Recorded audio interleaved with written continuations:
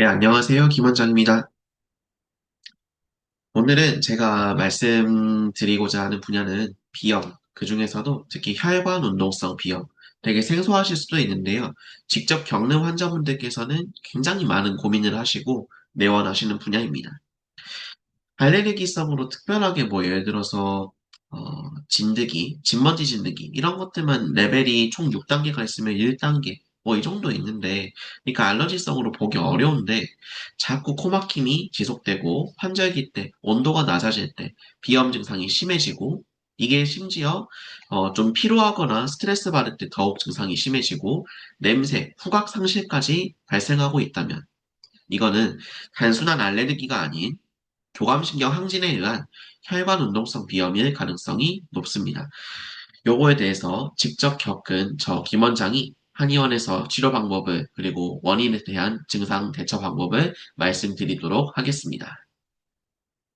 실제로 제가 겪었습니다.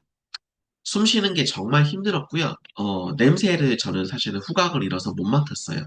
회복돼서 지금은 제가 좀 이렇게 일상생활을 할 수 있지만 사실은 밖에서 냄새를 못 맡는다는 것 자체가 되게 위험할 수도 있습니다. 상한 음식을 구분하지 못할 때도 많았고요. 그래서 장염도 자주 걸렸고 두 번째로는 기호성 있는 음식들, 뭐 예를 들어서 커피, 향이 나는 음식들 이런 거 드실 때 아무 맛이 나지 않기 때문에 사실 예전에 스폰지에서 하는 시럽 이런 거 보신 적 있을 거예요.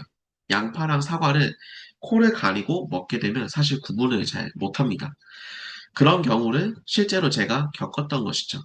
그래서 저 역시 이런 질환들을 겪었기 때문에 그리고 이 비염뿐만이 아니라 혈관운동성 비염은 자율신경 이상으로서 나타나는 경우가 많기 때문에 두통이나 피로감 혹은 전체적으로 내 몸의 긴장감 이런 게 같이 나타나서 그 불편감이 굉장히 많이 나타나는 경우가 많습니다. 그래서 이 질환들을 어떤 식으로 제가 대처해야 되고 치료해야 되는지 말씀드리도록 하겠습니다.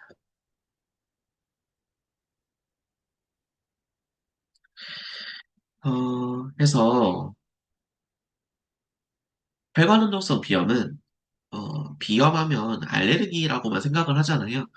꼭 그렇지 않습니다. 혹은 알레르기 비염이 되게 오랜 기간 이완이 됐을 때 혈관운동성 비염으로 특히 어혈에 관한 이런 원인으로 인해서 악화되는 경우도 많습니다.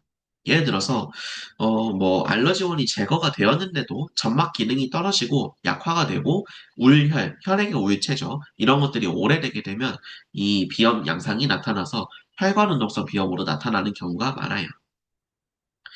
해서 뭐 좀 조금만 매운 음식, 찬 공기, 혹은 온도 변화, 강한 향, 혹은 스트레스 자극, 특히 스트레스가 많아요. 잘 못 주무시고 몸이 힘들 때, 이럴 때 비염 증상이 잘 발생하면서 비점막의 혈류 조절이 잘 안 되고 후각 기능이 떨어지고 이런 것들이 나타나는 증상입니다. 그래서 코막힘, 후각상실, 두통, 귀 먹먹함. 왜냐하면 코랑 귀가 연결되어 있기 때문이고요.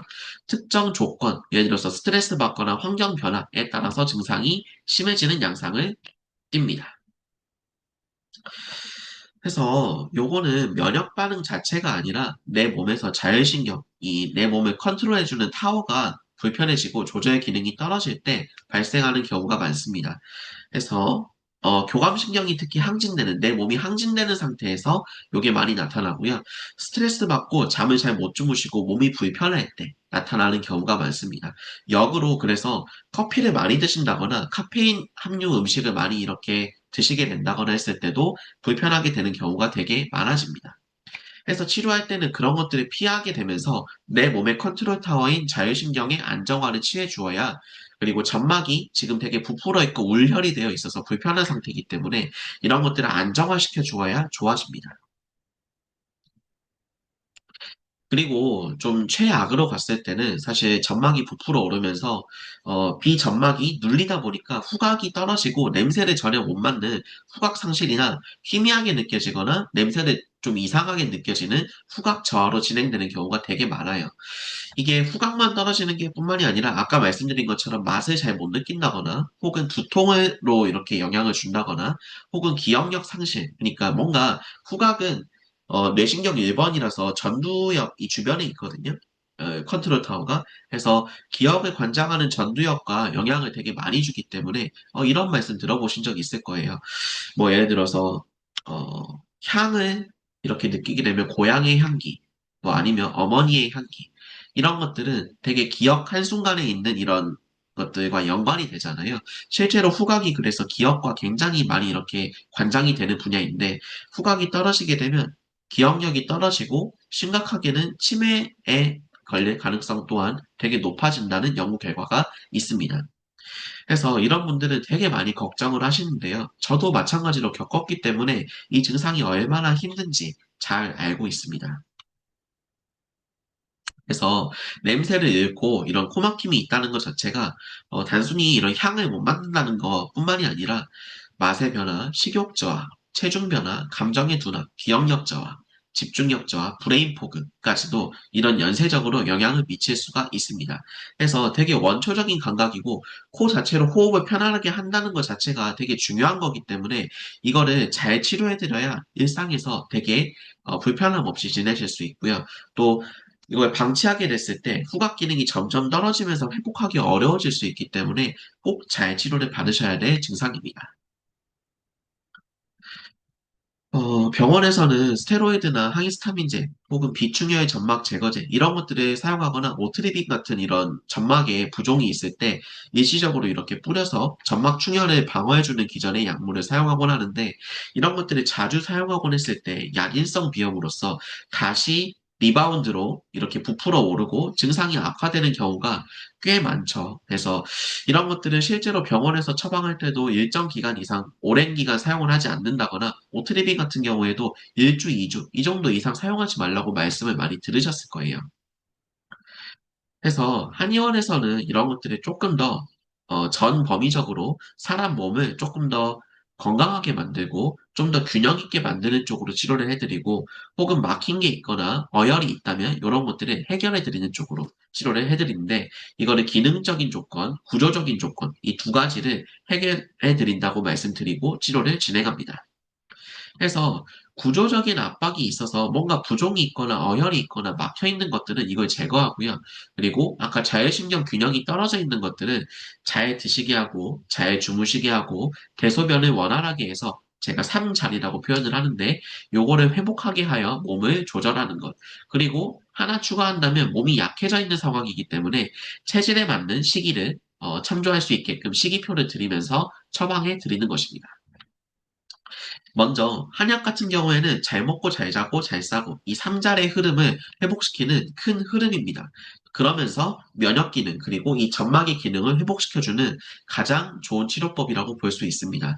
이거를 체질별로 다양하게 접근을 해서 사용하는데 왜냐하면 체질별로 예를 들어서 면역이나 폐 혹은 점막에 사용되는 약물들이 다 달라요. 예를 들어서 태음인 같은 경우에는 점막 기능을 복구하고 음액을 조절시켜주는 약물이 맥문동, 천문동 이런 약물인 반면에 소음인 같은 경우에는 채워주는 약물이 뭐 예를 들어서 뉴질랜드 녹용이라든지 당귀라든지 이런 식으로 좀 다른 거죠. 그래서 그 각각에 맞는 처방을 약재 구성을 달리하여서 처방을 하는 게 이 처방의 핵심이 됩니다. 그리고 두 번째는 도침요법이라고 하는데요. 어, 잘 보이실지 모르겠습니다. 이렇게 보면 도침인데 되게 굵고 끝날이 일자형으로 된 침입니다. 해서 요걸 통해서 신경이나 혈관이 압박되고 유착된 부위를 직접적으로 해결해서 풀어드림으로써 긴장을 압박을 풀어드리면 당연히 소통이 되잖아요. 이런 병목 현상을 해결해드리는 도구로서 도침을 사용합니다. 그리고 제가 좀 시그니처로 사용하는 술기인데요. 요거는 다른 병원에서도 많이 사용하지만, 실제로 저는 이 코, 귀 질환뿐만이 아니라 브레인 포그라든지 혹은 머리 쪽, 두개부 질환에서도 많이 사용하는데요. 점막이 붓고 압박되어서 코가 막히고 호흡이 불편하고 혹은 구강호흡이 많은 분들한테 이걸 사용해 드리면 울혈, 뭔가 울체된 혈액이 빠지면서 되게 시원해지는 느낌을 받을 수 있습니다. 사진에서 보시면 이게 실제로 시술한 모습인데 장침을 코 내부 점막에 자극을 줌으로써 피가 빠져나가게 하고 순환을 시켜주는 치료법이라고 보시면 됩니다. 그리고 아까 이렇게 치료를 해드렸던 부위들의 약침요법을 통해서 예를 들어서 환자분들마다 체질도 다르고 병리적 특성도 다르거든요. 이걸 구분해서 약침요법을 시술해드리면 훨씬 더 빠른 회복 경과를 보시는 경우가 많습니다. 그리고 마지막으로 구조적인 불균형, 특히 귀 주변이나 코 주변에는 저평골이라든지 아니면 상악동, 이런 부비동이라든지 구조적인 물질, 이런 뼈들이 되게 많거든요. 이런 것들이 불균형이 있을 때 압박이 더 되기 때문에 이런 것들의 균형을 바로잡고 제 기능을 할 수 있게끔 교정요법을 진행을 합니다. 후각은 골든타임이 존재합니다. 이런 상태, 예를 들어서 후각이 상실되고 비염이 너무 오래되고 후각 저하가 코로나나 뭐 감기 후유증으로 이렇게 후각 저하가 오래되거나 한 경우가 3개월 이상 지속이 된다면 주의가 필요합니다. 왜냐하면 골든타임이 넘어가게 되면 회복이 잘 안 되실 수 있기 때문입니다.